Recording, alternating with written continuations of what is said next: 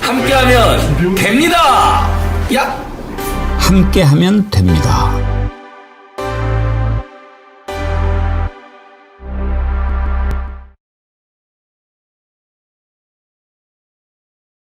여러분 안녕하십니까, 백운기입니다. 내란의 와중에 온통 정치권 뉴스가 세상을 뒤덮고 있는데요. 최근 눈에 띄는 기사가 두 가지 있습니다. 하나는 이른바 친윤계의 핵심 이철규 의원의 아들이 마약 거래 혐의로 입건돼서 조사를 받고 있다는 내용이고, 또 하나는 한때 친윤 장제원 전 의원이 성폭행 혐의로 입건됐다는 소식입니다. 이 뉴스가 관심을 끄는 것은 첫째, 이철규, 장제원 두 사람이 윤석열 정부에서 그야말로 막강한 권력을 행사했던 실세 중에 실세였다는 점이고요. 또 하나는 애비 자식 간의 묘한 앙상블 때문입니다. 마약 거래를 한 이철규 의원의 아들, 또 장제원의 아들 노엘, 음주운전에 운전자 바꿔치기 의혹, 경찰관 폭행까지 그야말로 망나니 짓을 해서 세간에 오르내렸던 자 아닙니까? 무슨 말이 떠오르십니까? 부전자전? 자식은 마음대로 할 수 없다고 하지만 아버지 행실을 보고 그 아들들이 어떻게 성장했을까, 이런 생각을 해보게 됩니다. 또 한 가지 짚어볼 부분이 왜 느닷없이 요즘 갑자기 이철규 장제원인가? 이건 또 정치적으로도 짚어볼 의미가 있지요. 검찰이 바뀐 걸까요? 아니면 어떤 캐비넷이 열린 건가요? 이것도 다뤄보도록 하겠습니다. 생방송 백운계 정치 1번지 출발합니다. 정어리몰 광고해드리죠. 한우 불고기 제품 지금 반응이 아주 뜨겁습니다. 여러분 좋은 건 금방 알아보시니까 1등급 한우만 사용해서 육질이 아주 부드럽고 양념이 아주 비법입니다. 그래서 너무 달지 않게 만들었기 때문에 어르신들부터 아이들까지 다 맛있다고 좋다고 칭찬을 해주고 계시는데 많은 사랑 감사합니다.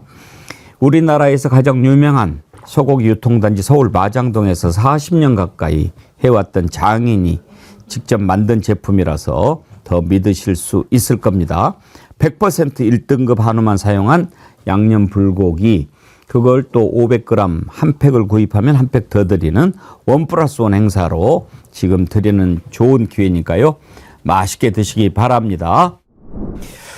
오늘 함께 하실 세 분 패널 소개하겠습니다. 김보협 조국혁신당 수석대변인님 어서 오십시오. 안녕하십니까. 예.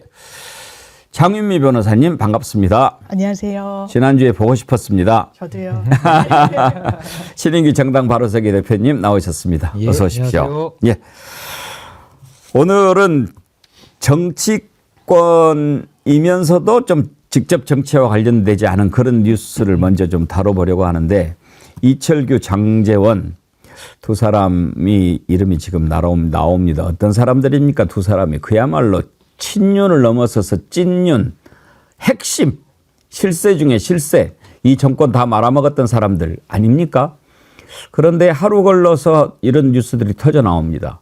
이철규 의원 아들이 마약을 이렇게 거래한 혐의로 입건돼서 조사를 받았다는 소식이 나왔는데, 어제는 또 장제원 의원이 성폭행 혐의로 입건이 됐다 하는 뉴스가 나왔습니다.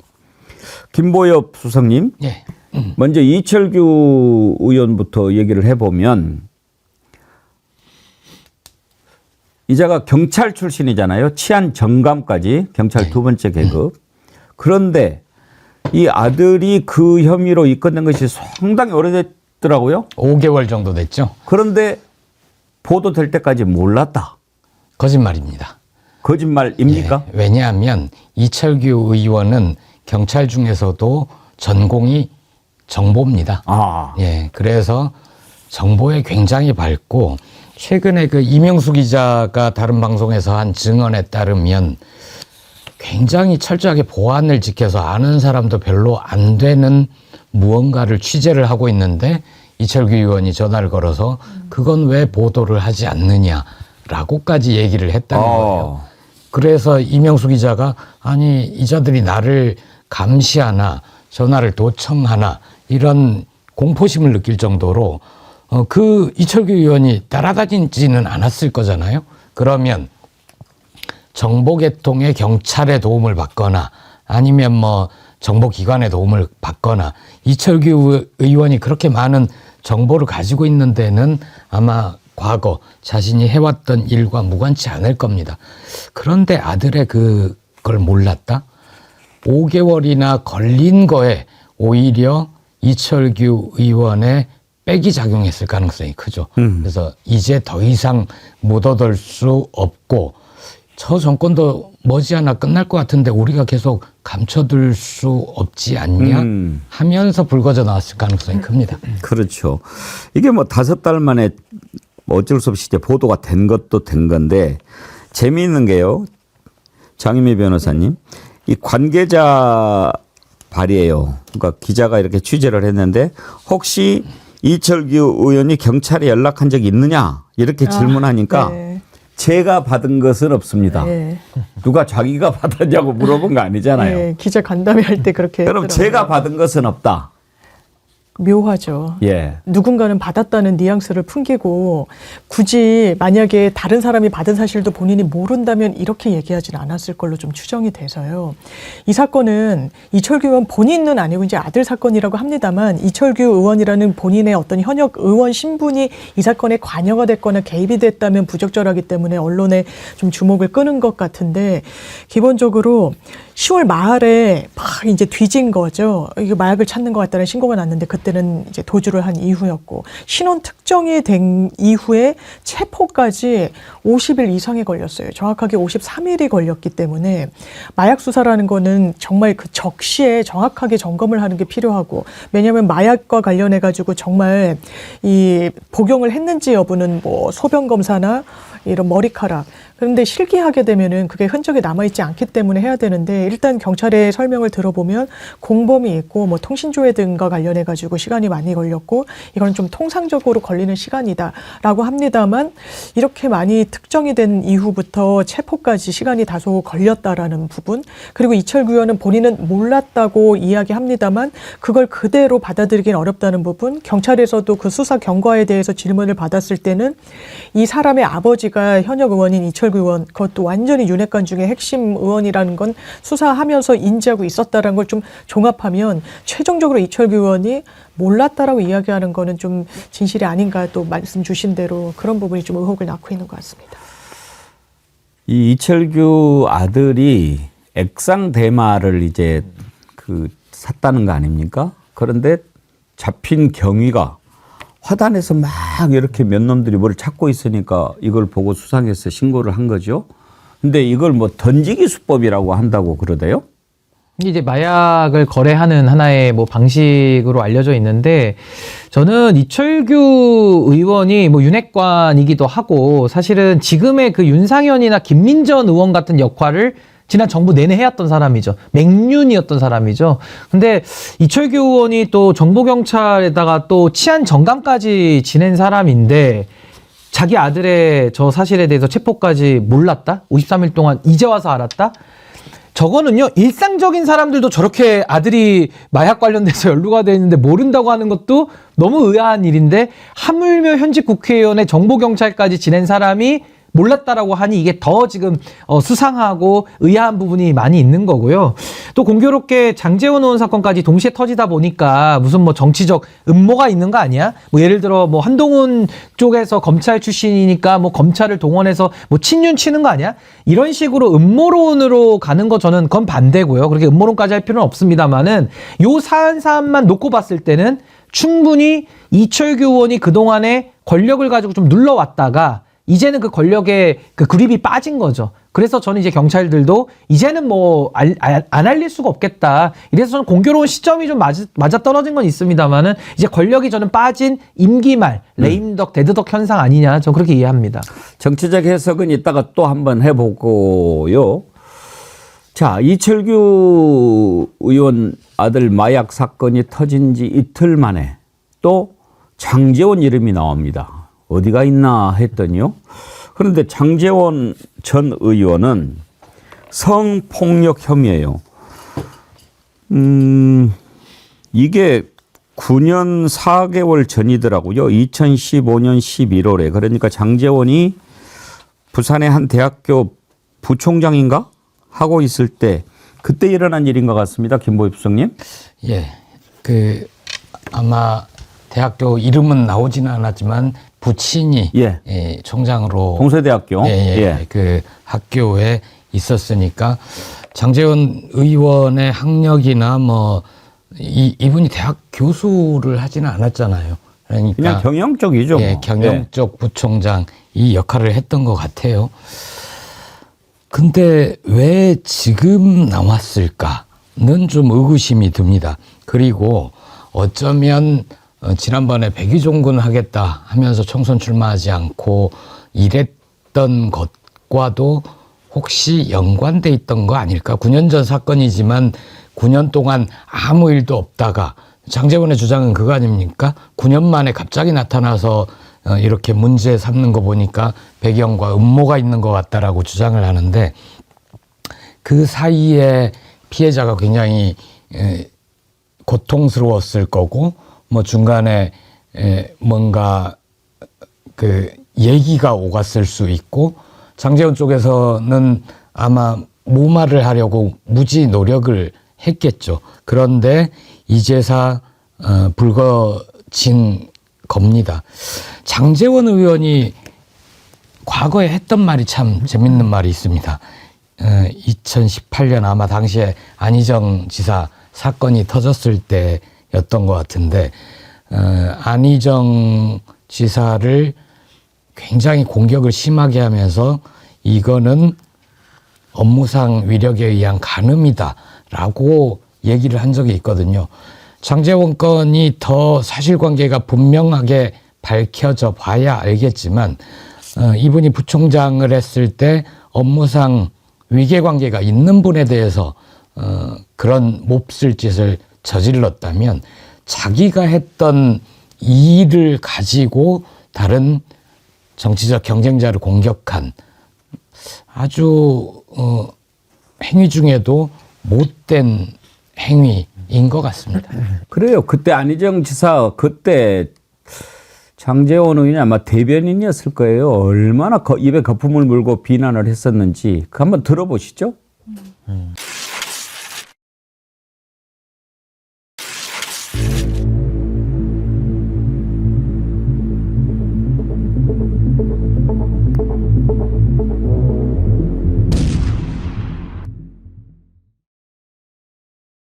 안희정 전 충남지사를 비롯한 부도덕한 386 운동권 세력의 미투 무력화 반격이 시작되었습니다. 안희정 전 지사는 치졸하게 비서에 대한 성폭력을 남녀 간의 애정행위로 몰아가며 업무상 위력에 의한 간음이라는 법망을 빠져나가려 하고 있습니다. 안희정 지사는 인생을 걸고 눈물의 폭로를 선택한 자신의 비서를 남녀 간의 애정행위마저 악의적으로 폭로한 나쁜 여성이라는 딱지를 붙이는 잔인한 2차 가해까지 하고 있습니다. 애정과 사랑이라는 단어를 더럽히며 구속을 피해보려는 치졸함에 놀라울 뿐입니다. 예.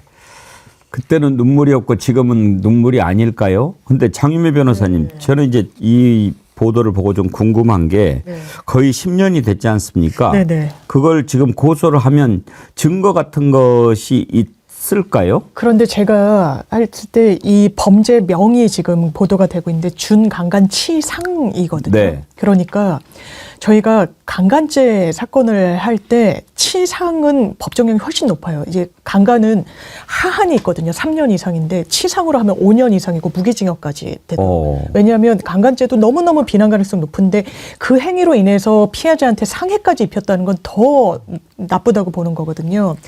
그랬을 때 이제 상해를 주장할 때는 근거가 있을 때 보통 이렇게 고소장이 적기 마련입니다. 이제 보통은 내가 이게 너무 고통스러워서 정신과 진료를 받았다도 이제 상해 범죄에 포함되긴 하는데 그럴 가능성. 근데 정신과 진료를 받은 건 상해로 잘 인정은 실무에서 안 되더라고요.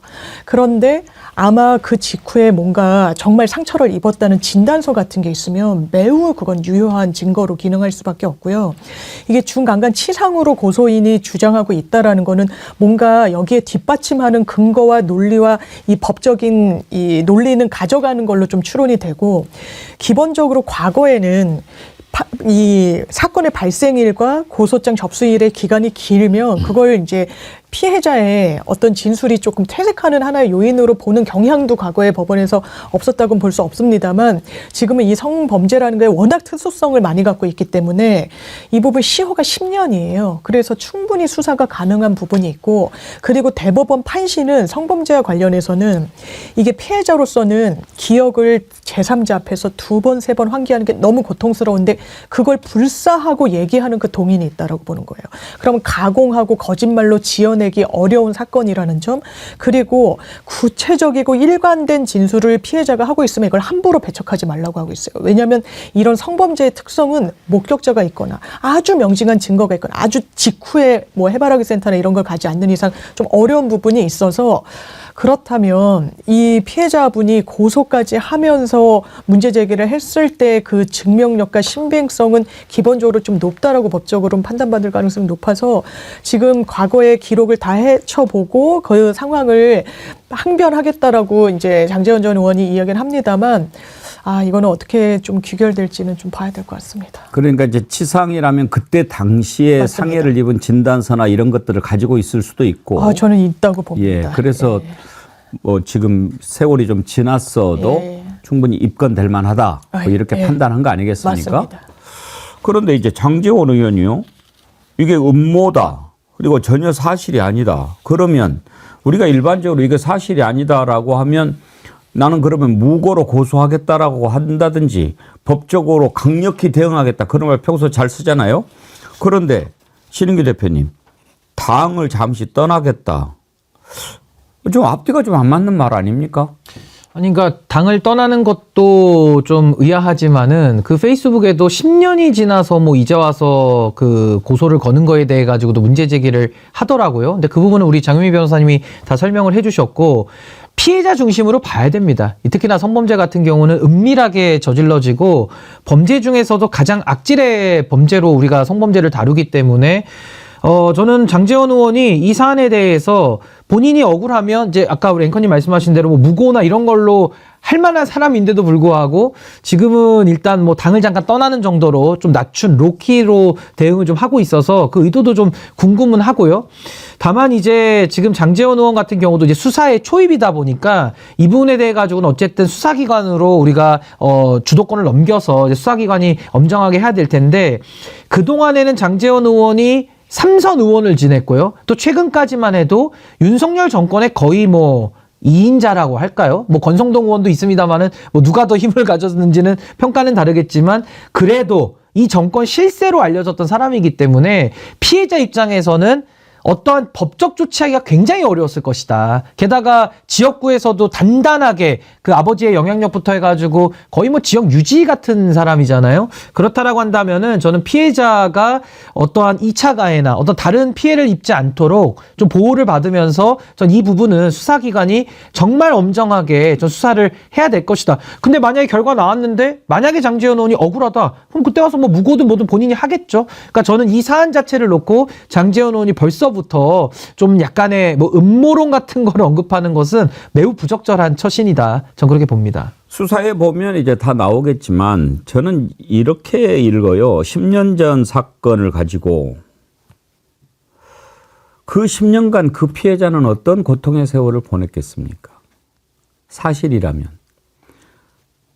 10년이 지나도 잊혀지지 않는 그런 치욕, 그런 상처, 그걸 가지고 살아온 세월이 수 있거든요. 그러니까 정말 사실이라면 참 악한 자지요. 악한 자지요.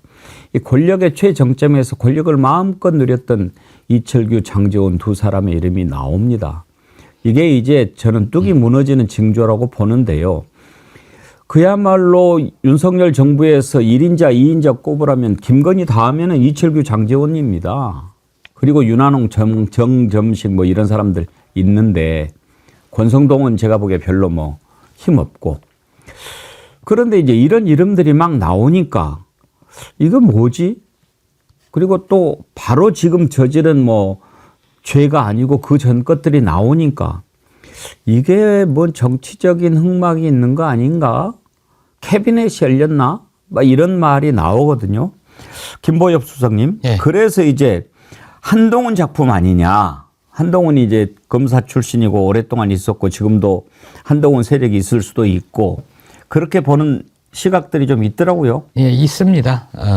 그런데 이제 한동훈과 같이 얘기를 해서 한동훈의 영향력 하에 있는 검찰이 가지고 있는 캐비넷을 열었을까, 뭔가 움직이고 있는가, 이런 가능성보다는 서로 간에 통하는 게 뭔가 있을 수 있죠.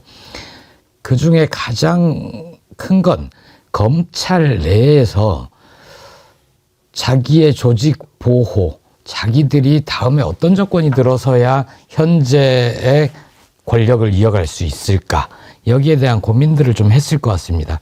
예를 들어서 윤석열 검찰 독재 정권이 검찰 권력의 정점 아닙니까? 지금 국민들께서는 왜 그동안 검찰개혁 얘기는 많이 들어왔는데 왜 검찰을 개혁해야 되지라는 거를 현재만큼 뼈저리게 느낀 적이 없는 겁니다. 검찰은 기소권, 독점권, 기소, 수사 모두 독점하면서 누구는 수사하고 누구는 기소하지 않는 불기소마저도 권력으로 써가면서 그동안 자기 편 죄에는 눈 감고 정적이나 상대편 죄에는 가족까지 탈탈 털어왔던 거 아닙니까? 그래서 당연히 다음에 현재의 검찰은 존재하기 힘들 겁니다. 물론 이재명 민주당 대표가 칼은 죄가 없다. 혹은 어느 조직에나 나쁜 놈들은 있고 대부분은 열심히 일한다. 이런 말씀을 하기는 했지만 검찰개혁은 피할 수 없을 겁니다. 그나마 검찰이 현재와 가깝게 권력을 가장 유지할 수 있는 방안, 그러면 검찰을 좀 알고, 그리고 어쩌면 지금 거리의 여론이나 뭐 이런 걸로 돌아가면 윤석열 잘하면 복귀하지 않을까? 복귀하지 않더라도 윤석열 시즌2가 열려서 국민의힘이 다시 집권을 하면 그중에 한동훈이 되면 우리 권력은 그대로 유지하지 않을까? 이런 배경에서 얘기들이 좀 나오는 것 같습니다. 그리고 또 하나 아까 앵커께서 말씀하셨지만 이 피해자 문제, 물론 당시에도 장제원은 엄청난 권력자였습니다. 초선 의원이었는데 떨어져서 잠깐 학교의 부총장을 했지만 이후에 재선을 하고 왜 어떻게 나한테 저렇게 큰 고통을 준 사람은 점점 권력이 더 세지지? 이것 때문에 아마 암울했을 겁니다. 암울하고 나쁜 생각도 여러 번 들었을 텐데 살아남아서 지금이라도 죄악을 낱낱이 밝히고 고소를 해준 그 용기에 고개 숙여 감사를 드리고 싶습니다. 평생 잊을 수 없는 상처 아니겠습니까? 나홀로님께서요. 장제원이가 용산이랑 각 세우다가 국회의원 포기한 이유가 있네요. 이렇게 생각할 수 있어요. 그때 그랬거든요. 윤석열하고 한참 부딪혀가지고 뭐 버스 올라가고 뭐 그랬다가 느닷없이 스르륵 죽었어요. 그래서 그때만 해도 뭔가 다른 뭐 회유가 있었겠지. 그러면 너 이번에 국회의원 뭐 포기하고 부산시장이나 뭐 이렇게 하지 않았을까 했는데 지금 보면 나 인마 너 검사들 그런 식으로 많이 하지 않나요? 장유미 변호사님?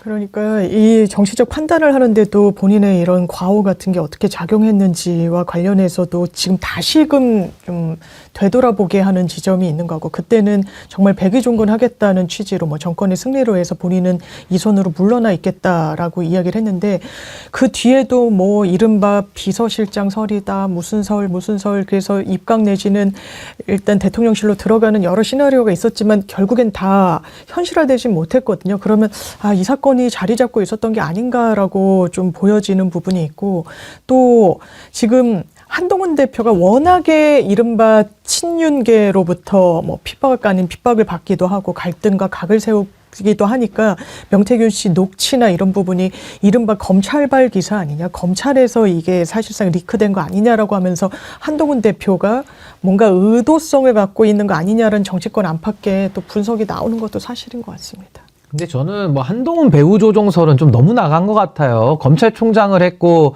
사실상 김건희와 검찰이 저는 한 몸으로 보이는 판국에 뭐 검찰의 주인이 2명, 3명일 수는 없지 않겠습니까? 그래서 저는 뭐 한동훈 대표한테 모든 책임을 물리는 거는 좀 아닌 것 같다. 그것도 음모일 수 있죠. 아니, 그러니까요. 좀 네. 그런 생각이 들고, 전 아까도 말씀드린 대로 이게 좀 레인덕의 현상으로는 좀 보여집니다. 그러니까 네. 검찰과 경찰도 이제는 비로소 좀 주체적인 판단을 하려고 하는 거 아니냐. 그렇다고 해서 저는 뭐 검찰이 지은 죄가 없어지고 이런 건 아니니까요. 그 죄값은 또 다 치러야 되겠습니다만은 지금의 이런 상황들은 그런 권력 말기에 그런 터져 나오는 부정부패와 연관된 그런 본인들의 과오들이 나오는 거 아닌가 싶고요. 그리고 저는 이제 장제원 의원이 이제 앞으로 뭐 정치를 더 하기는 어렵겠습니다만은 저는 지금 이제 친윤들이 그 죄값을 치르고 있다는 생각이 좀 들어요. 그러니까 이 정권을 여기까지 망가뜨린 데에는 검찰의 역할이 컸죠. 윤석열 대통령 관련된 주변 범죄들, 특히나 김건희 씨와 관련된 모든 범죄를 덮어주면서 여기까지 이 정권을 썩어 문드러지게 골마 터지게 만들어 온 기여를 했고, 이 장제원 의원의 죄값은 뭐냐면은 그 지난 김기현 당대표 선출할 때 윤심이 당심이고 당심이 민심이라는 거의 미친 소리를 했잖아요. 그 정신이 지금까지 흘러오고 있는 겁니다. 그것이 지금은 더 악화돼서 아예 자유통일당한테 넘겨가 버린 모습까지 온 거기 때문에 저는 그 원죄가 이 장제원 의원에게는 있다. 그 죄값을 치러야 될 시간이다. 저는 그렇게 생각합니다. 예, 이제 이런 것들 계속 나올 텐데 참 보면 그 아버지, 아들 이런 걸 보면서 아들이 뭘 보고 자랐겠나 그런 생각도 들었습니다. 지금 무너지는 소리가 들리지 않습니까? 아까 아이디를 연 쓰시는 분인데 매일매일 터진다. 어디? 국짐당. 홍장원 차장 말을 약간 패러디한 것 같습니다. 지금 막 계속 터져 나옵니다. 홍준표, 오세훈. 지금 이 와중에는 명태균이라고 하는 이름이 있습니다. 두 사람이 계속 부인하지만 명태균 녹취가 이렇게 또 명태균 쪽의 증언이 막 나오는 걸 보면 언제까지 막을 수 있을까? 이 막는 것에는 한계가 있지 않습니까? 계속 쏟아져 나온단 말입니다. 지금 먼저 홍준표 대구시장과 관련해 가지고는 홍준표 시장 일단 삐끗했어요. 말을 한번 바꿨어요. 만난 적도 없다. 그러면 뭐 증거를 내놔봐라. 그랬는데 딱 나오니까 한 번 만났다 뭐 이렇게 이야기했죠. 그랬는데 지금 몇 번을 만났다는 사실이 나오고 오세훈 시장도 마찬가지입니다. 오세훈 시장도 뭐 그동안에 계속 부인했는데 이제 또 드러나니까 끊어내느라고 많이 만났다. 뭐 또 그렇게 얘기를 합니다. 말입니까? 막걸리입니까? 먼저 홍준표 시장과 관련해서는요. 지금 여론조사를 아주 여러 번 많이 했어요. 그랬는데 그 돈을 누군가가 대납을 했고 그 대납한 사람이 또 홍준표 시장, 대구시의 또 특채가 됐던 그런 것까지 드러나고 있습니다. 장윤미 변호사님, 만약 이게 사실이라면 이건 뭡니까? 뭐 뇌물죄가 되는 거 아닙니까? 그러니까 여러 죄명에 해당할 수 있을 것 같은데요. 기본적으로 홍준표 시장이 받고 있는 의혹은 여론조사 비용을 대납받았고 또 뭐 비공표든 뭐 미공표든지 간에 여론조사와 관련해서 약간의 조작의 흔적도 있지 않느냐가 좀 기본적인 틀거리인데요. 이게 제대로 신고하지 않고 다면 공직선거법 위반과 또 정치자금법 위반 다 걸쳐 있는데 이 부분과 관련해서 정말 문제가 없으면 명태균 씨를 만났다는 사실부터 부인할 필요는 없었던 거예요. 그런데 똑같은 패턴을 보이고 있죠. 윤석열, 김건희 이 두 부부와 똑같은 패턴으로 보인다는 겁니다. 이를테면 명태균이라는 사람 뭐 전혀 대통령이 된 이후에 만난 적이 없고 딱 연을 끊어냈다고 했는데 바로 한나절 만에 대통령 거짓말한 게 육성으로 다시금 환기되기도 하고 이랬었거든요. 그렇다면 왜 거짓말을 했지? 이제 와서 말을 바꾸는 이유가 뭐지? 그렇다면 뭔가를 숨기고 가리고 싶은 사실관계가 있는 게 아닌가? 그렇다면 지금 검찰에서 들여다보고 있다라고 하는 이른바 여론조사와 관련해서 본인이 말 못할 사정이 있는 거 아니냐?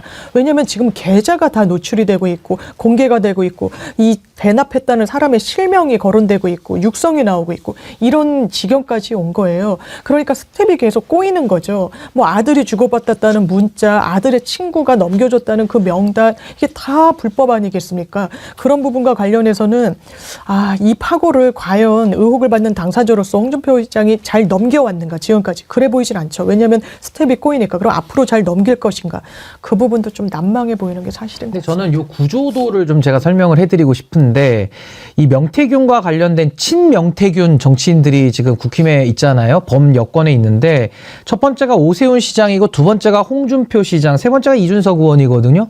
제가 이걸 합쳐서 이제 오준석이라고 부릅니다. 친명 정치인 오준석입니다. 이 친명 정치인들 이 오준석의 특징이 뭐냐면요. 첫 번째는 누군가가 여론조사 비용을 대납합니다. 대납이 첫 번째 특징이고요. 두 번째는 그 여론조사를 가지고 명태균이 가지고 있는 조작 기술, 조작이 들어갑니다. 그 세 번째는 그 조작된 결과를 가지고 정치적 이익을 보잖아요. 정치인이. 그러면 그때는 거래가 형성됩니다. 뭔가 이권을 그때 주는 거죠. 그러니까 소위 말해서 이거를 권력 채권이라는 말을 씁니다. 스스로도. 그러니까 권력 채권이라는 게 명태균 입장에서는 돈 필요 없다. 나는 작게 먹고 떨어질 사람이 아니고 이 나라를 그냥 대통령 하나 바지 세워가지고 먹겠다. 그게 김종인과 명태균이 가졌던 윤석열 개헌 대통령 만들고 이준석 세워서 해먹겠다 이 얘기거든요. 그래서 저는 이 권력 채권의 본질을 좀 봐야 된다. 그러면 오세훈 시장도 대납이 어떻게 이루어집니까? 일단 이건 수사 사안입니다만은 김한정이라는 사람이 일단 돈이 간 게 나오잖아요. 후원자로 알려진 사람입니다. 그럼 돈이 가니까 대납이 나오고 오세훈은 조작을 했다는 거고요. 그 다음에는 김한정의 측근들, 그러니까 공생과 상생학교의 그 이사들이 서울시 산하기관에 이사로 들어옵니다. 이 권력 채권을 이용한 거래 구조가 나오는 거고요. 이준석의 케이스는 뭐냐? 명태균으로부터 여론조사 지금 공표 2개와 미공표 5개 받아본 게 이미 나왔거든요. 그러면 공표조사와 미공표조사를 김영선 걸 받아보고 이준석이 거기에 대해서 조작된 여론조사를 통해 가지고 김영선의 공천이라는 걸 대가로 주는 겁니다. 물론 그 여론조사 값도 누군간 냈겠죠. 그러니까 지금 이게 굉장히 심각한 게 이 정치인들은 자기가 겉으로 드러나서 행위하지 않습니다. 누군가를 시킵니다. 그리고 누군가 뒤에서 지금은 꼬리 자르기를 하고 있는 건데 이미 드러난 정황과 드러난 물증들이 너무 많아서 이건 아마 손바닥으로 하늘을 가리는 격일 것이거나 내지는 타조가 진흙더미에 자기 머리를 처박아 놓고 나는 안전하다고 생각하는 거랑 저는 똑같다고 보기 때문에 대납과 조작과 거래의 구조를 가지고 권력 채권으로 이해하면 매우 유사한 구조다. 전 그렇게 보여집니다. 아주 명쾌하게 정리를 해 주셨어요. 지금 홍준표 시장 계속 부인합니다. 나는 모르는 일이다. 아들이 그랬을 수도 있고 그런데 아들 친구는 그래가지고 절연했다고 하더라 막 이렇게 이야기를 합니다. 그리고 실제로 돈을 건네준 사람, 돈을 건네준 거는 확인이 됐지요. 그런 사람은 또 이건 시킨 게 아니고 그냥 내가 내 돈 내고 했다. 근데 그게 한두 번이 아니에요. 뉴스타파가 입수한 명태균 여론조사비 대납 내역을 보면은 이게 홍준표 관련된 겁니다. 12차례에 걸쳐서 4,370만 원이에요. 이것만이 아니더라고요. 또 그 전에 경남지사 할 때까지 해가지고 1억이 넘는 돈이 갔는데 이렇게 많은 돈이 나갔는데도 몰랐다. 그냥 선의로 해줬다. 장유미 변호사님. 대체로 선의로 해줬다. 나는 시킨 바 없다. 막 이렇게 하면 결과들이 어떻게 나옵니까? 거짓말로 판명되는 경우가 많죠. 왜냐하면 수천만 원 단위의 돈을 단순히 선의로 이렇게 거의 증여한다는 거죠. 줬다는 거잖아요. 아니면은 궁색할 때 많이 하는 말이 빌려줬다라는 말인데 그런 주장도 관철되기가 쉽지 않습니다. 기본적으로 정치인에 대해서 단순한 선의로 몇 천만 원을 주는 사람은 없어요. 뭔가의 대가 관계. 그래서 포괄적으로 뇌물죄에 대해서도 굉장히 그 범주를 묵시적으로 이 청탁관계라는 개념까지 판례에서 인정을 하는 겁니다. 왜냐하면 어떤 직위가 있고 직책이 있고 권력이 있고 권한이 있는 사람에 대해서는 이 돈의 지원이 단순한 지원에 그치는 게 아니거든요. 뭔가 청탁으로 이어지고 이권과 관여가 되고 이렇기 때문에 이 범위를 굉장히 넓게까지 해가지고 다 법으로 규율하고 있는 겁니다. 이 부분 본인들이 나는 그냥 선의로 그냥 모르게 했다.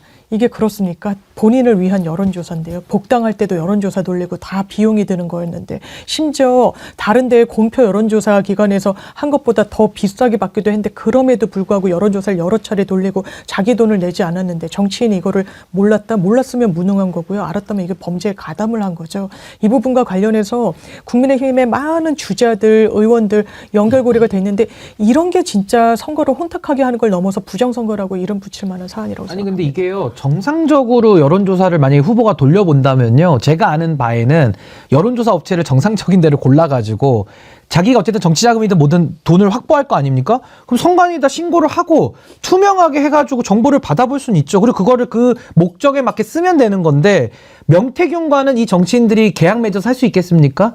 명태균이 지금도 강혜경 씨와의 통화를 통해서 나온 게 소위 말해 이제 가라로 만들어라. 가짜로 만들어라. 어떨 때는요, 그냥 수치를 불러버립니다, 이 사람이. 그러니까 이런 식의 거의 꾼과 같은 아주 부정업자와 거래를 정치인들이 할 수 없다 보니까 본인들도 위법성 인식이 있는 거예요. 그러니까 자기가 못 나서고 대신에 명태균이 갖고 있는 저 조작의 기술은 또 필요하니까 자꾸 다른 사람들을 인볼브를 시켜가지고 이 판을 짜고 그러고 나서 본인이 과실은 수취하기 때문에 명태균이 뭐라 그럽니까? 오세훈하고 홍준표 껍데기를 벗겨버리겠다 그러잖아요. 그러니까 그 배신감의 본질은 약간 명태균을 활용했던 그 정치인들의 지금 꼬리 자르기, 여기에 우리가 속아 넘어가면 안 된다. 전 그렇게 생각합니다. 홍준표 시장이 자기는 모르는 일이라고 잡아떼지만 홍카콜라라고 자신이 그 운영했던 유튜브 있지 않습니까? 거기에 보면 바로 그 명태균 쪽 여론조사를 했던 것이 딱 올라와 있습니다. 홍준표 국회의원 복당, 그때 복당 앞두고 여론조사한 거예요. 국민의힘 당원으로 대상으로 조사했더니 65%가 찬성했다라고 하면서 이 같은 국민 여론에 힘입어 돌아가고자 합니다라고 올렸어요. 여기 보면 조사 의뢰, 머니투데이, 미래한국연구소 이렇게 나오지 않습니까? 그러니까 PNR 거 똑같습니다. 예, PNR. 예. 바로 이거죠. 그래놓고 뭐라고 이야기합니까? 더군다나 돈을 뭐 내라고 한 적도 없다. 뭐 내가 홍준표 좋아서 냈다. 그러면 그걸로 끝나야죠. 그런데 명태균 씨한테 홍준표 여론조사 의뢰하고 돈 대납한 사람 둘 다 대구시 공무원이 됐어요. 이걸 어떻게 우연이라고 볼 수 있습니까? 그러니까 돈은 지인들이 내고 그 이익은 홍준표 시장이 얻은 거지 않습니까? 네. 그 여론조사 결과를 가지고 저렇게 자랑을 하면서 저걸 명분 삼아 복당을 하고 그 돈 낸 거에 대해서는 또다시 채용 인사로 보답을 해준 거로 보이죠. 이거야말로 거래죠. 예. 그리고 홍준표 시장이 원래 시원한 말 잘한다고 해서 옹카콜라 네. 청량감을 준다 이러지 않았습니까? 근데 이제 궁지에 몰리다 보니 예전 같으면 그 양반이 정광훈에 대해서 저런 식으로까지 얘기 안 했을 겁니다. 근데 최근에 정광훈에 대해서 예전 같으면 제 생각에는 야, 그런 정신 나간 얘기를 하는 사람이 어떻게 목 삽니까? 뭐 이런 얘기를 할 것 같은데 그런 주장을 하는 사람도 있을 수 있다. 뭐 얘기를 들어보면 맞는 말도 있다. 이런 식으로 그쪽에 뭔가 도움이 간절히 필요로 하는 그런 언행들을 하고 있는 걸로 봐서 홍준표 시장도 얼마 남지 않았다. 그렇게 보입니다. 근데 저는 저거 아까 한 번만 다시 띄워주시면 제가 연관된 걸 하나 더 말씀드리고 싶은데 어떤 거? 아까 그 여론조사 예. 코카콜라 사진 보시면은 예. 밑에 조사 개요 같은 게 나와 네, 있거든요. 보면 머니투데이라고 나와 있고 미래한국연구소 이거 명태균입니다. 이제 다 드러났죠. PNR이 들어가 있고 예. 조사 날짜가요 2021년 5월 8일입니다. 근데 요거와 연관되게 요거 일주일 뒤로 가보시면요. 제가 아까 친명태균계 오준석이라고 했잖아요. 오준석에서 석을 담당하는 이준석 의원도 2021년 5월 15일자입니다. 저 일주일 뒤죠. 그때 당시에 방송에 나와가지고 본인이 여론조사 결과를 암시하는 발언을 합니다. 그게 그 피자 시켜놓고 딱 기다려라고 하고 나경원 의원이 그 여론조사 결과를 누구로부터 먼저 받아봤냐라고 묻는데 아직까지 답을 안 하고 있는 게 바로 그 조사거든요. 근데 그때도 똑같습니다. 머니투데이, 미래한국연구소, PNR입니다. 근데 공표되기 하루 전날에 이준석 의원이 받아보고 그 조사의 내용은 당시에 이제 국민의힘 대표 경선을 이제 준비하고 있었는데 본인이 1등으로 올라왔다라고 하면서 모든 기사들이 다 받았어요. 이준석 돌풍이란 기사를. 그 근원이 된 조사인데 그때도 지금 홍준표가 저기다가 올려놨던 저 조사와 구조가 똑같습니다. 그리고 본인이 미리 받아봤거든요. 이준석 의원이. 그럼 이거에 대해서 해명을 해야 되지 않습니까? 명태균과 엮여있는 이 고리가 범죄 구조의 고리가 똑같습니다. 그래서 저 이 부분에 대해서는 엄정하게 검찰이 아마 들여다봐야 되고 거의 드러나지 않았나라는 생각이 좀 듭니다. 예. 아까 피자 얘기하셨는데 홍카콜라 신인규 대표님 혹시 그런 경험 없어요?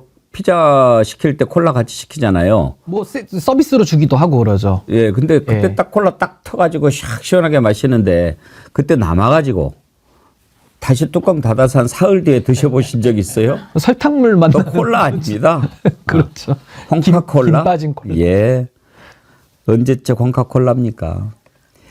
이렇게 지금 다 나옵니다. 다 나와요. 윤석열이 결정적으로 획가닥 해버린 것도 지금 명태균 USB 때문이 아닌가 그런 얘기가 나오는데 최근에 이명수 기자하고 명태균 씨 부인하고 통화한 내용이 또 공개가 됐지요. 한번 들어보실까요? 근데 제가 어렴풋이 기억나는 게 신랑이 그때 이 일 터지기 전에 신랑이 저희 집 이제 컴퓨터로 소리 들어있는 녹취 내용, 녹취 있잖아요. 그것만 따로 이제 신랑이 뽑아서 USB 하는 그걸 했었어요. 저희 컴퓨터로. 제가 그때 뭐라고 했냐면, 여보, 이거 컴퓨터로 이거 하면 다 남을 건데, 만약에 포렌식 하면 이거 다 나올 건데, 이거 작업을 해도, 우리 집 컴퓨터로 해도 되겠냐고 내가 물어봤었거든요. 그러니까 신랑이 이제, 그때까지는 이제 신랑이, 그때까지는 이제 아마 빨리 해결을 해 주실 거라고 생각을 했었나 봐요. 아마 자기 생각에는. 건희 누나가 그죠. 위에 용산에서 그러니까 뭐 이제 빨리 이거를 처리해 주실 거나 그렇게 생각을 했는지, 뭐 이제 그때 내가 여기서 작업을 하면 다 나올 건데 우리가 막 그때 그 얘기 했었거든요. 신랑하고 저하고. 근데 여기서 했으니까 검찰에서 이제 그 작업한 걸 알더라고요. 아는데 안에 그게 여기서 우리 컴퓨터에서 그걸 뽑아가지고 USB로 넘어갔다 그걸 알더라고요. 근데 신랑이 그걸 해가지고 저는 몰랐었거든요. 그제 제가 어제 알았어요. 그거를 들어가기 전에 여기 믿을 만한 여기저기 근데 자기가 구속되고 나면 이거를 저 위에 보내라고 이렇게 했나 봐요. 그거를. 그러니까 그게 이제 김건희 손에 그게 들어가서 아마 내가 뭘 두고 있는지 녹취되고 두고 있는 거 알 거다 이렇게. 그래서 거기에서 아마 저희 변호사님 말씀으로 계엄 그걸 똥볼을 찼다면서 이렇게 얘기하더라고요. 근데 참 이명수 기자 대단하죠. 어떻게 저런 사람들하고 통화가 이렇게 되는 것도 참 신기해요. 뭔가 비결이 있는 것 같아요.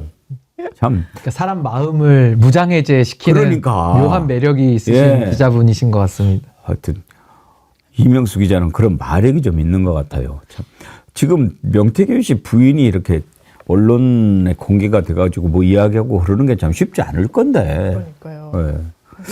아무튼 이런 것들이 이제 하나하나 나오는데 뭐 홍준표 관련해 가지고 얘기할 거면 한도 없다 뭐 그런 얘기도 하더라고요. 지금요 남상권 변호사가 한 라디오에 나와서 이제 명태균 친명 정치인들에 대해 가지고 이렇게 얘기했거든요. 나 떨고 있니? 라고 할 수 있는 사람이 있다라고 얘기를 했는데 지금 명태균 씨가 본인이 입을 열면 지금 30명 정도 구체화해서 지금 다칠 수 있다 얘기를 하고 있고 국회가 부르면 본인이 지금 몸이 좀 안 좋은 상황이긴 합니다만은 이 목발이라도 짚고 자기가 지금 나가겠다라고 얘기를 하고 있어요. 전 이게 굉장히 진일보된 자세라고 봅니다. 그동안 명태균이 끝까지 미련을 못 버리고 뭔가 자기가 그래도 끝까지 한번 판을 짜보려고 하다가 이제는 이거 안 되겠다. 이제는 진실이라도 밝혀야겠다라고 좀 마음을 고쳐먹은 것 같은 생각이 들거든요. 그래서 전 향후 앞으로 한 2주 안에 아마 어마어마한 후폭풍이 좀 터질 것 같고요. 그 과정에서 아마 지금 연루된 정치인들은 나 떨고 있니처럼 아마 밤잠을 못 이루지 않을까 그런 생각이 듭니다. 오세훈 시장도 지금 명태균과의 관련서를 자꾸 부인하는데 명태균 씨 쪽에서는 모두 7번 만났다고 얘기를 하거든요. 네. 그러니까 오세훈 쪽에서는 만남을 끊어내는 과정이었다. 그렇게 이야기를 하는 거예요. 뭐 스토커 자른 겁니까? 근데 그 만남을 끊어내는 과정, 그 시기가 당시의 서울시장 재보궐선거였나요? 굉장히 중요한 시점이었다고 합니다. 그러니까 오세훈 시장의 핑계는 말이 좀 안 되는 것 같고요. 오세훈 시장 관련해서는 그냥 재밌게 말만 들어서 하는 그 얘기가 예전에 오세훈 시장이 생태는 잘 피해가지 않았습니까? 그런데 명태를 만나서 자신이 동태가 될 처지에 놓여 있다. 그런 얘기들을 합니다. 정말 생태, 명태 이렇게 네. 들어가네요. 그러네요. 네. 하여튼 명태균 씨가 이번 대선에서 참 어떤 역할을 하게 될지 궁금합니다. 근데 명태균 씨는 그 얘기도 했지 않습니까? 오세훈, 홍준표 다 얘기를 하면서 한동훈 나한테 뭐 좀 해줄 거 없나라는 뉘앙스로 내가 당신의 정적들, 당신의 경쟁자가 될 만한 사람들을 싹 정리해 줄 텐데 그럼 당신이 뭔가 나한테 약속을 해야 되지 않아? 라는 뉘앙스를 풍기는 얘기를 하기도 했었죠. 근데 뉴스공장인가 주진우가 하는 프로그램인가 어딘가에서 한동훈과 명태균 또 관련된 것도 공개한다는 그런 예고를 본 적이 있는데 모르겠습니다. 나올지 어떨지. 근데 뭐 아무래도 명태균을 중앙무대에 데뷔시켜준 사람은 김종인 위원장이고요.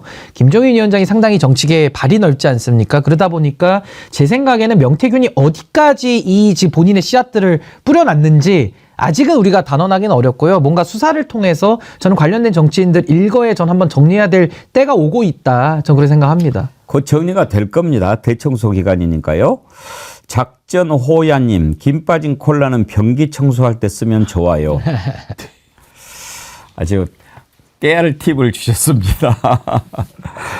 예, 앞으로 어떻게까지 나가는지 그 거짓이 어떻게 드러나는지 한번 보도록 하고요.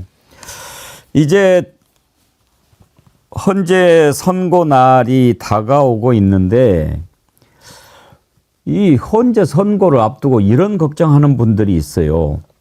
저는 그 걱정이 말도 안 되는 걱정이라고 생각을 하는데 또 그렇지 않으신 분들도 있나 봐요. 아까 장윤선의 취재 편의점에서 어떤 기자가 그런 얘기를 했나 봐요. 그것을 걱정하는 분이 글을 보내신 게 있는데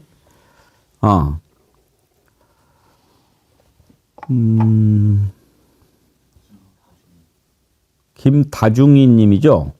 김다중이 님. 저도 아까 그 슈퍼챗을 봤습니다. 예, 김다중이 님이 신변님, 그러니까 신인규 변호사님한테 아까 취재 편의점에 어떤 기자가 나와서 지금 마은혁 재판관도 임명을 안 하고 있는 정부라서 윤석열 파면 선고가 나도 대통령 선고 못할 수도 있다고 법을 깡그리 무시하는 정부라서 그럴 가능성이 있다고 얘기하던데 진짜 그럴 수 있나요? 워낙 비상식적인 일이 많아서 다 불안합니다. 그러셨어요. 그러니까 저는 그 우려가 지금 뭐냐면요.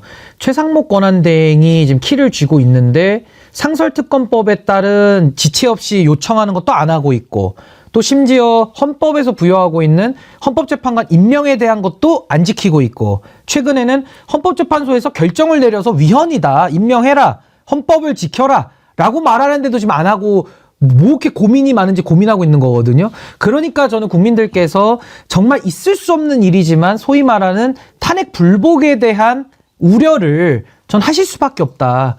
그렇다면 정치권에서는 그 가능성까지 다 열어놓고 저는 대비를 해야 국민들께서 안심하신다. 저는 이게 생각이 들고요.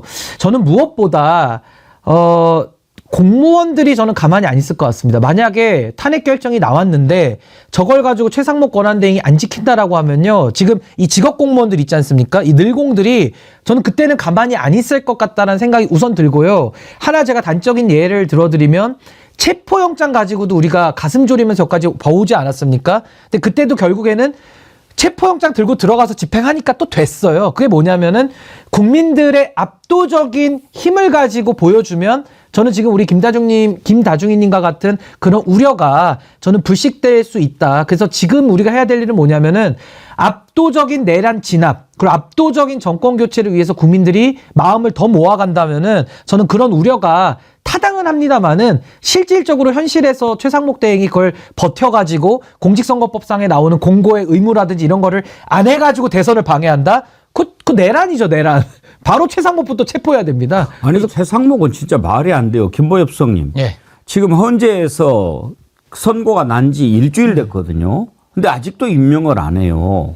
만약에 그런 식으로 한다면 최상목이 만약에 어떤 지시를 공무원 사이에 내린다고 합시다. 그러면 그 공무원이 최 대행의 말씀을 존중합니다. 그런데 나는 안 합니다. 이렇게 하면 뭐라고 하겠어요? 안 합니다라고까지는 안 할 거고 고민하겠습니다. 말씀을 존중하고 정무적 판단하겠습니다. 그 지시서의 맥락과 뭐 이런 거를 분석해보고 열심히 들여다보고 우리 부서의 여론을 좀 취합을 해서 그 지시를 따를지 여부를 결정해본 뒤에 나중에 그렇게 얘기해야 딱 맞네요. 그리고 하루에 한 글자만 읽습니다. 다 안 읽고 하루에 한 글자씩만 검토를 제대로 해가지고 잉크가 번졌는지까지 정밀하게 하겠다 뭐 이런 셈이죠. 최상목은 위헌의 업을 쌓고 있습니다. 예, 시간이 길어지면 길어질수록 더할 텐데 결정적인 국면에서도 과연 그럴까? 지금 위헌 눈치를 보면서 위헌의 업을 쌓고 있는 이유는 이자의 시선에서는 힘이 팽팽하다고 보는 겁니다. 우리는 이미 다 끝났고 이거는 결정만 앞두고 있는 건데 최상목은 그 주변에 있는 사람들, 국무위원들, 그리고 그동안 맺어왔던 인간관계들, 국민의힘 의원들, 뭐 이런 사람들에 둘러싸여 있다 보니까 여론은 팽팽하다. 탄핵 심판을 하고 있는 헌재 재판관도 6명이 아직 안 됐다. 5.5 대 2.5여서 탄핵 반대쪽이 좀만 힘을 내면 기각시킬 수 있다. 윤석열 복귀 가능할지도 모른다. 내가 여기서 한 걸음 더 나갔다가 윤석열 돌아오면 나는 어찌 되겠는가. 뭐 이런 것 때문에 아마 머리가 터질 겁니다. 그자가 우매해서 그런 거예요. 이미 결정은 난 건데. 그래서 지금은 팽팽해 보이기 때문에 그렇지만 헌법재판소에서 만장일치로 혹은 일부 소속 의견이 있다 칩시다. 피청구인 대통령 윤석열을 파면한다. 이런 결정이 나는 순간 그렇게 눈치 보던 공무원은 이제 끝났구나. 이게 정리가 됐구나. 그럼 대세를 따라야지. 이제 내가 해야 될 절차는 뭐지? 그래, 대통령 선거 공고하고. 이거를 거부할 정도의 확신범이 아니고 그냥 눈치 보고 팽팽하니까 어디 줄을 서지? 아직도 이러고 있는 것처럼 저는 보입니다. 그리고 저는요, 최상목이 정말 모순투성인 게 뭐냐면요, 헌법재판소가 위헌이라고 임명하라라고 하는 건 안 듣고요. 그럼 임명권을 안 쓸 거면 다 안 써야 될 거 아닙니까? 근데 또 경찰은 임명해요. 그러니까요. 아니, 이게 세상에 말이 되는 짓입니까? 네. 근데 저는 하나 중요한 게 뭐냐면 최상목이 오히려 저는 탄핵을 더 가속화시켜주고 있다고 봐요. 그게 뭐냐면요, 아마 헌법재판소가 지금 평일을 여러 차례 열잖아요. 지금 고민하는 지점이 뭘까? 전 이렇게 봅니다. 파면은 상수인데 지금 헌재가 고민하는 지점은 과연 이걸 또 불복하면 어떡하지를 전 헌재가 고민하고 있다고 봅니다. 그래서 최상목이 저렇게까지 안 했으면 헌재가 뭐 6대2 뭐 자연스럽게 본인들이 했을 텐데 이제는요, 최상목이 저렇게 헌법재판소 결정까지 깡그리 무시하면요, 이제 헌법재판소는 아니 우리가 최고재판소에서 결정을 내리는데 이걸 안 지켜? 헌법재판소법 67조에 국가기관을 다 기속한다고 법에 돼 있는데도 안 지켜? 그럼 헌법재판소가 더 적극적인 결정할 수밖에 없어요. 그래서 저는 오히려 탄핵에 대해서 의구심을 갖고 있던 재판관조차도 8대0으로 지금 더 최상목이 도와주고 있다, 역설적으로. 그래서 저는 만약 그렇게 되면요, 탄핵 결정이 내렸을 때 그걸 불복하는 건 또 다른 문제이기 때문에 그건 내란입니다. 그래서 저는 많은 분들 걱정하시는 마음 제가 이해하지만 그래도 우리 국민들이 지금까지 여기까지 끌고 온 거기 때문에 너무 마음 졸이시지 않아도 되도록 우리가 더 마음을 모아 나가야 되지 않을까, 그런 생각이 듭니다. 저는 지금 최상목이 저렇게 버티고 있는데 제일로 불안해할 사람이 한덕수 같아요. 왜냐하면 사실 한덕수 총리 탄핵은 기각이 될 가능성이 좀 더 높다라는 게 좀 의견이 많았거든요. 왜냐하면 위반한 건 맞는데 이제 항상 이렇게 하는 것과 이렇게 하는 것의 이익을 따지지 않습니까? 그랬을 때 탄핵은 너무 좀 과하다 이렇게 나올 수도 있는데 지금 한덕수가 이렇게 최고헌법기관에서 내린 결정까지도 무시하고 있으면 한덕수 탄핵 사유 가운데도 그게 포함이 돼 있거든요. 헌법재판관 왜 임명 안 하냐. 이거 헌법 정신을 어긴 거다. 이게 지금 똑같이 적용이 되기 때문에 최상목이 한덕수 죽이려고 그러는 건가? 대통령 대행 도래 해먹고 지도 시계 만들고. 그러니까 여러 관측이 나올 수밖에 없는 국면인 것 같은데 아마 한덕수 총리가 직에 복귀하는 걸 근거로 좀 지연하고 있는 것 같아요. 왜냐하면 국무위원들한테도 상의를 하고 같이 의논을 했을 때 결론은 일단 한덕수 총리가 직에 복귀할 가능성이 좀 열려 있으니까 그때까지는 좀 보류하는 게 맞지 않겠느냐. 그러면 이제 최상목 대행은 뭐랄까요, 본인의 부담감은 좀 덜어놓는 거죠. 그래, 내가 원래 대행은 아니고 나는 대행의 대행인 측면이 있으니까 만약에 복귀를 한다면 그때 인사권을 뭐 행사하도록 하자란 생각을 한다라는 취지로 뭐 국무위원이나 그 회의에서 나갔던 뭐 발언들을 취재한 결과 기자들이 이야기는 하는데 이거는 지연해서는 안 되는 문제고요. 정파의 문제도 아니고 정무적인 고려가 필요한 문제도 아닙니다. 이거는 원칙과 법의 문제예요. 이 대통령 대행이 헌법재판소의 이런 결론을 따르지 않으면, 그리고 거기에 국민의힘 의원이 단식까지 하면서 임명하지 말라고 하면 대한민국은 남아날 수가 없어요. 이게 기본적으로 어떤 분쟁의 최후 보루로서 사법기관의 판단을 받는 건데, 사법기관 판단 안 받아도 돼, 괜찮아, 이렇게 나왔지만 안 따라도 돼라는 걸, 그걸 보수 진영에서 이야기를 하고 심지어 실제로 거기에 따라서 임명을 하지 않는다는 건 역사의 죄를 짓는 겁니다. 정말 이 도를 넘는 거죠. 어제 국무위원들한테 의견을 들었다라고 하는데 무슨 의견을 듣고 말고 합니까? 그러면은 물어본 게 헌법을 지킬까요? 안 지킬까요? 어떤 게 맞을까요? 이렇게 물어봤다는 얘기입니까? 아니, 최상목 대행은 그 정도의 판단력이 없습니까? 아니, 그걸 물어봐야 돼요? 아니, 그러니까 뭐 권위도 없지만요. 왜 물어봅니까? 아니, 본인이 헌법 조항을 보면 못 읽습니까? 국어가 안 됩니까? 되죠. 근데 헌법재판소가 또 결정까지 내려줬잖아요. 그럼 그건 그냥 따르는 거지 무슨 판단이 더 필요합니까? 그러니까 이거는 정말 헌법을 어기겠다라는 내란의 DNA가 본인 안에 있다라는 반증일 뿐이지 이거 어떻게 더 설명하겠습니까? 정말 국민적 분노가 저는 쌓여가고 있다고 봅니다. 최상목에 대해서. 최상목이 왜 이러는가도 참 이해가 안 돼요. 김보엽 수석은 어떻게 분석하십니까? 최상목 대통령 권한 대행이잖아요. 왜 대통령의 권한을 대행을 해야 되는데 이자는 현재 내란숙의 윤석열을 대행하고 있죠. 아까 경찰 인사 말씀하셨는데 인사의 내용을 보면 다 내란 혐의가 있는 자들 혹은 나중에 새 정부가 들어서더라도 그 경찰 고위직으로 승진할 자리에 다 갖다 놓고 정말 아직도 이런 일이 있는 게 부끄럽지만 특정 지역은 전혀 인사 대상에 반영하지 않은 이러고 있단 말입니다. 그 대통령 권한 대행이 아니라 일단 내란숙의 윤석열을 대행하고 있다. 그 역할을 하고 있는 거고 또 하나는 이 사람은 원래 박근혜 탄핵 당시에 수사까지 받았었죠. 그때 제 기억이 맞다면 국정원으로부터 돈을 가져와서 불법 여론조사를 하고 그러는데 최상목이 관여를 했었거든요. 그래서 수사 대상이었는데 어쩌면 당연히 그게 이제 내란에도 내란 수괴가 있고 중요 업무 종사자가 있고 그냥 보아 수행 정도도 있고 그렇듯이 당시의 죄에서도 구체적으로 돈을 배달을 하고 어떤 역할을 했으면 그에 합당한 처벌을 받는 게 마땅할 텐데 이 사람은 흐지부지 됐단 말이에요. 그래서 마음속 깊이 윤석열한테 은혜를 입었다라고 생각을 하고 있을 수 있습니다. 그러니까 이런 자야말로 진짜 탄핵을 해야죠. 헌법을 정면으로 어기고 있는데 말이죠. 최상목이 하니까 오늘 모기는 어떻게 죽이나요? 그러니까 구름이님께서 최상목이는 F킬러가 약입니다. 그것은.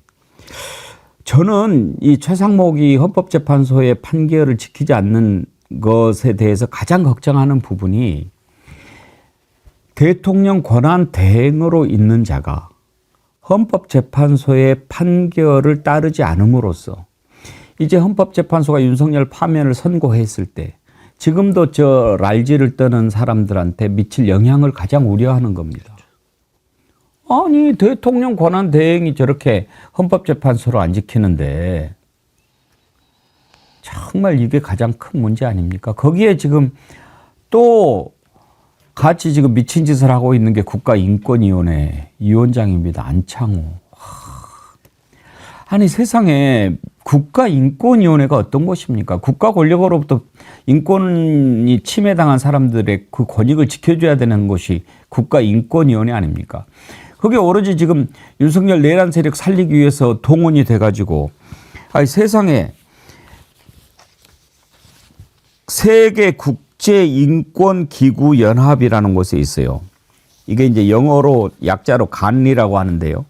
여기에 한국인권위원회 명의로 이거는 지금 헌재가 부당한 일을 하고 있다. 이런 식으로 글을 올린 겁니다. 어쩌자는 겁니까? 안창호 얘기 한번 들어보시죠. 국민의 전혀 그런 절반 말 이상이 헌재를 신뢰하지 못하고 있다 이런 이야기는 통계가 그런 여론조사가 있어요. 그런 문제 제기도 있으니까 당신들 절차를 잘 지켜라 그 얘기한 거예요. 하는 거 아닌가요? 진실을 그러면은 사과가 빨간데 그러면은 대통령이 빨갛다고 그래서 그럼 우리는 빨갛다고 말하면 안 됩니까? 그럼 우리는 파랗다고 얘기해야 됩니까? 말도 안 되는 얘기. 누가 말도 안 되는 얘기를 하는 겁니까? 이걸 좀 정리를 하겠습니다. 안창호가 이 간리에 한 게 아니고 유엔 인권 최고 대표 사무소에 헌법재판소를 비난하는 서한을 보냈어요. 그러면서 지금 헌법재판소가 하고 있는 게 온당하지 않다. 이런 식으로 얘기를 했고 여기에 대해서 국내 시민단체 등이 세계국제인권기구연합 간리에 한국인권위원회를 특별심사해달라고 요청을 한 겁니다. 그 부분 제가 바로 잡습니다. 아니 장유미 변호사님, 유엔에다가 우리나라 헌재를 비난하는 그런 서한을 보냈다는 게 이게 정신이 있는 자입니까? 이게 국가의 인권위원장이 한 거예요. 이게 어떻게 인권의 문제입니까? 지금 인권이 이 개헌 국면에서 유린당한 건 누굽니까? 거기 불법 명령의 복종을 이행받은 국민들, 시민들이죠. 어떻게 윤석열 대통령이 인권의 피해자이자 그런 반인권적인 조치의 희생양이라고 이야기를 할 수가 있습니까? 인권의 가치에 대해서 한 번도 제대로 숙고하고 고민하지 않은 사람을 검찰 출신이란 이유로, 보수 인사라는 이유로 인권위원장 자리에 앉혔기 때문에 이런 대참사가 벌어지는 겁니다. 대한민국 국격이 어디까지 떨어져야 대관절 만족할 겁니까? 이렇게 일방향의 그것도 아주 극소수의 이야기를 마치 대한민국의 입장인 양, 시민들을 대변하는 양, 어떻게 국가기관의 위원장씩이나 하시는 분이 이런 행태를 할 수가 있습니까? 평생을 법조인으로 살았고 법과 헌법 양심에 따라서 모든 것을 재단했던 그런 이력이 있는 사람이 이렇게 편향되고 제대로 된 판단을 못해서 어떡하겠습니까? 대한민국을 정말 어디까지 부끄럽게 만들어야 성이 차겠습니까? 조금 위안이 되는 말씀을 드리면 이 안창호 같은 사람도 8년 전에 헌법재판소에서 박근혜 탄핵을 할 때 거기에 찬성을 했던 분입니다. 예. 당연히 찬성을 해서 그때 8대 0이었지 않습니까? 안창호 이 사람도 이런 사람도 찬성을 했으니 박근혜보다 훨씬 탄핵 사유가 심각한 윤석열에 대해서 안창호보다는 좀 괜찮은 사람들이 지금 헌재를 구성하고 있지 않겠습니까? 그렇게 믿어봐야죠. 그러므로 8대 0으로 당연히 탄핵이 될 거다. 그리고 저는 안창호 국가인권위원회 이런 사람들이 또 거리에서 정광훈 무슨 이런 자들이 준동을 하는 이유는 국민의힘이 비빌 언덕이 됐고 믿는 구석이 되기 때문입니다. 국민의힘이 계속 저렇게 버티고 있으니까 저래도 되나 보다 이런 신호를 계속 주는 거죠. 얼마 전에는 박근혜 찾아갔지 않습니까? 탄핵을 당한 박근혜를 찾아가서 마음 불편하게 해드려서 죄송합니다. 이 사람들이 사과를 해야 될 대상은 국민이죠.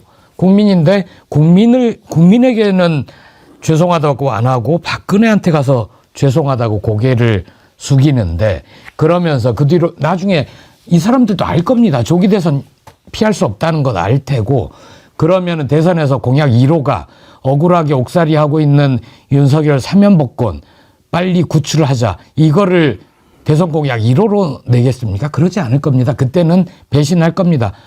손절하고 우리도 좀 살아야 되니까 이해 좀 해주세요. 이러고 탄핵은 정당했다.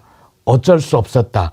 이제 그동안 비상계엄이 어쩔 수 없었다라고 얘기한 데서 확 180도 달라질 겁니다. 그때 속지 말아야죠. 이름이 아깝습니다. 이름이. 왕뚜껑님 이름 바꿔 임마. 아니 세상에 이런 편지를 보냈어요. 법원 폭력 사태로 70명이 구속되는 인권 문제가 발생했다. 그게 인권 문제입니까? 아니 사법부를 침탈하고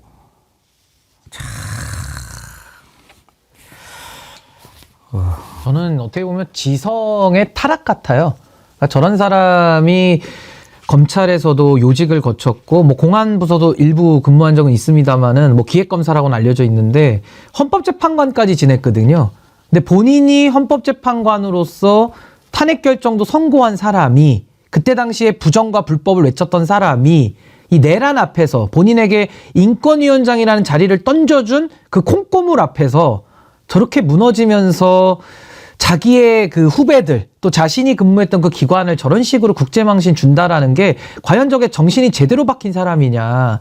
그걸 다 떠나서도요. 아니 내란 행위가 버젓이 일어났고 그 내란에 대해서 지금 대통령은 파면을 앞두고 있고 지금 형사재판 받고 있고 거의 유죄가 확실시되는 상황에서 저런 식의 인권 드립을 치는 게 이 시대를 살아가는 수많은 인권 사각지대 약자들이 많거든요.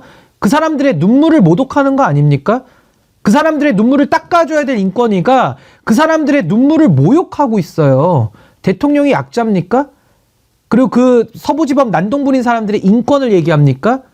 좀 때와 장소를 가려야 되는데 전 지성이 마비됐거나 지성이 타락했다. 그거 외에는 설명이 안 되는 자라고 저는 봅니다. 조금만 기다리면 다 정리될 이름들 아니겠습니까?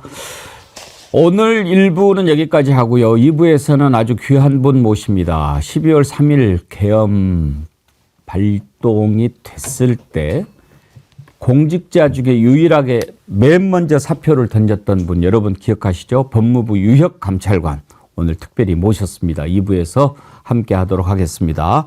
1부 함께해 주신 김보엽 조국혁신당 수석대변인님, 장유미 변호사님, 신인규 정당 바로서기 대표님 세 분 수고하셨습니다. 고맙습니다. 감사합니다.